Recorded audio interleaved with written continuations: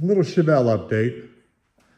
Been kind of busy working on nitpicky stuff with this guy.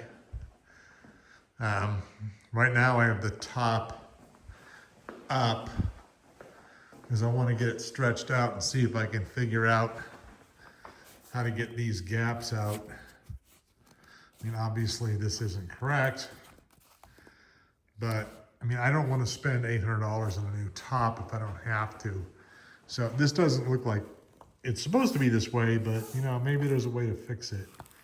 There's a tag over here. ARO Manufacturing, West Newton, Mass. And I did Google them, but all I found was a court case having something to do with using certain materials. Does that infringe the patent and all that kind of stuff? I don't know. So I don't know if they're still in business or not, but these are definitely available for about $350 to $500, $600. I'm not in a rush to do it yet. I do want to do something with this because that's the back window. Yeah, she ain't very pretty. But anyway, that's something for down the road. So the other day, actually yesterday, I took everything out of the garage. Soaped the floor up, pressure washed it, mopped it, and got all the oil and all the crap and all that stuff out of here. So it's really nice. Yeah, it's like almost as good as when it was the flooring was new, but obviously it's not because it's been a couple years. I did park the Chevelle on some cardboard to keep the tire marks off because there were a couple I had to scrape off, so just throwing some cardboard under the wheels is definitely helpful. But yeah, I haven't done anything with the interior. I've been mostly concentrating on the engine and stuff, but the interior does look pretty nice.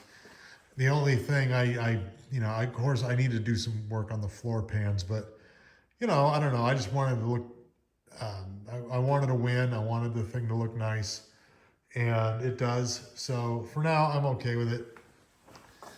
Let's see. Oh, yeah. So as far as the paint is concerned, you can see it's like really crappy. There's a lot of little cracks and scratches and stuff in it. But I saw a thing online where people were just throwing on some wipe on clear coat or spray on clear coat. And I figured I had some in the cabinet, so I figured I'd give it a shot. And as you can see,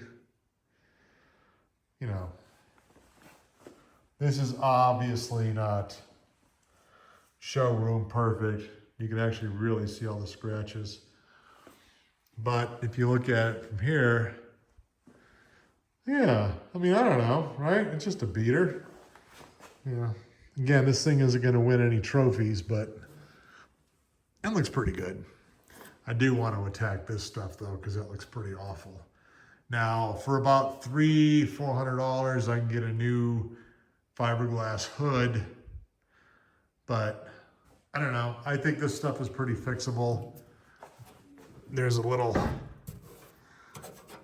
this trim piece comes off pretty easy, and I think I can probably get in behind this once this is off and weld in some patches and then just, smooth it out, repaint it eventually, but that's not the goal right now. The goal right now is to get it running perfectly, and it does run beautifully now. I have I put all new plugs in it, a new timing chain. I redid all the valve seals, got all the valves adjusted. It doesn't smoke at all anymore. It fires up cold beautifully. I have a new water pump on there, as you can see here. Let's see. What else did I do? I did a whole bunch of stuff to this. New battery cables, because those were all nasty and just wrong. I rebuilt the carburetor.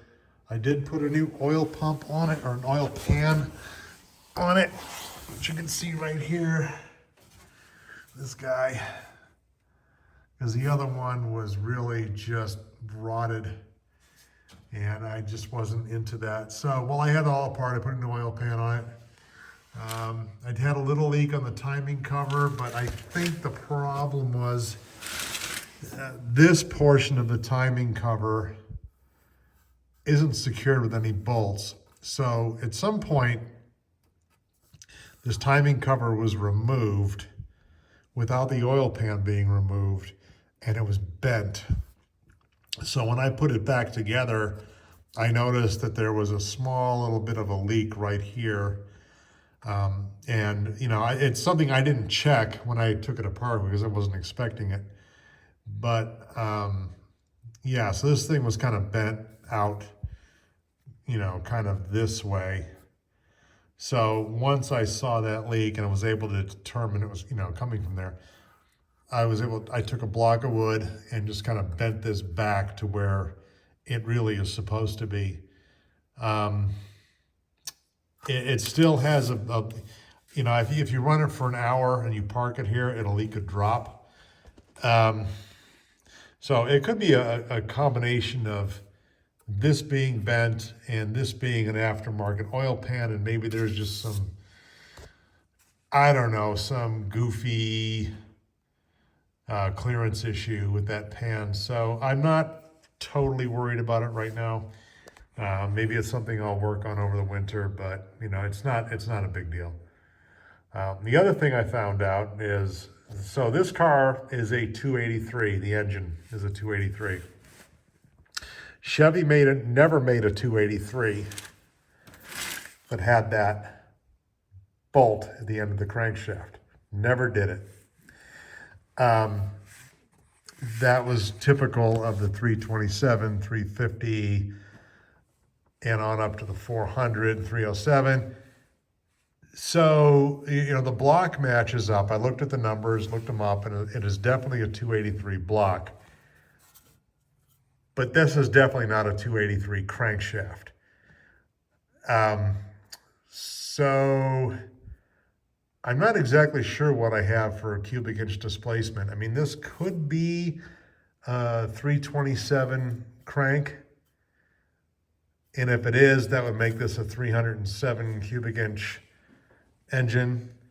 You know, it's not a huge issue because it doesn't really matter. I'm not building a, you know, drag racing car or anything like that. But yeah, I did find that very interesting when I was working on it. Yeah, new transmission cooling lines right here. And those go back through the frame, back to the transmission. Let's see. Yeah, I had to redo some of the exhaust. Yeah, climb up. So when I had this all apart, I had to pull the exhaust apart to get the oil pan and starter off. Well, mostly the oil pan at the starter. So that exhaust pipe you see right here, there was a heat riser valve right here where my finger is. That thing was actually stuck closed, you know, making it so the exhaust couldn't really go anywhere. Barely even got out the tailpipe. So I found that and I put it's a heat riser adapter with no valve in it. So it just basically makes up for the room that the heat riser had. So now the engine's definitely breathing a lot better. There's no doubt. Yeah, so you know, the new radiator's in. Filled it full of water, and there was still enough antifreeze in the block. It was pretty good, clean antifreeze too. So that it's good to about 10 below. So I'm not gonna, you know, worry about that so much. The engine, like I said, it starts up just fine. A couple pumps in the gas, fires right up. Yeah, so my next thing I'm curious about doing is maybe something with a convertible top. I don't know. It's not the kind of car I drive around in the rain anyway, so But that, I definitely have to do something with the rear window. But yeah, I'm not sure which direction I'm going to go next. I would like to put a new frame underneath it, only because this one's been patched and it's not giving me access to some of the things I need to, like the rear suspension. I would like to throw new rear control arms in it and put a stabilizer bar in it. Does it need it? I don't know. Again, it's not a race car, but I would like to have it, a little less squeaky and a little less roll when you go around corners and stuff. But I took it out for a drive the other day, had it up to about 70 miles an hour out here on Route 140, and it just tools right along. It mechanically it's really a decent little car. I have no real issues with it. The stuff I replaced was more convenience kind of stuff, just to get rid of a couple of leaks. And I did then, of course, I noticed that the timing chain was bad, so I put a new one of those in there.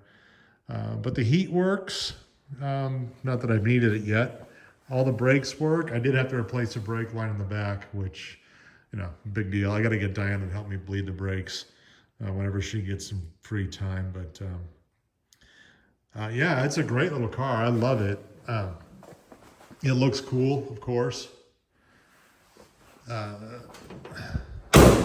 The only thing I think before I take it on any long drives, besides maybe the top and figuring, this out, because that's obviously going to leak into the car if it rains. Do something with the stereo. I think the stereo is okay. I think the speakers are garbage, so I'll have to try and figure out a place to put speakers other than under the dash, like where they are right now. But yeah, she's a good old gal. I don't have any issues with it. If I do decide to do the frame, it's going to be one of those things that's going to take me several months, because I'm going to redo the floors and all that other stuff. See if I can remember how to weld. But, it's a cool car. I'm happy with it. So, anyway, that's the latest update. And if I ever do anything else on it, I'll update it again.